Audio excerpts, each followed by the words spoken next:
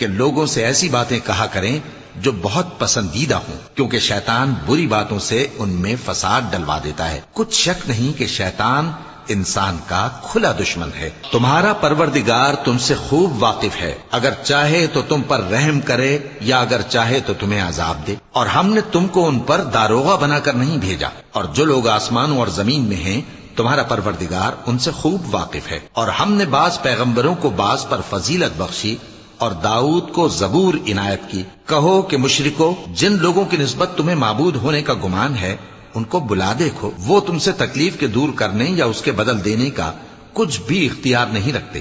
یہ لوگ جن کو اللہ کے سوا پکارتے ہیں وہ خود اپنے پروردگار کے ہاں ذریعہ تقرب تلاش کرتے رہتے ہیں کہ کون ان میں اللہ کا زیادہ مقرب ہوتا ہے، اور اس کی رحمت کے امیدوار رہتے ہیں اور اس کے عذاب سے خوف رکھتے ہیں۔ بے شک تمہارے پروردگار کا عذاب ڈرنے کی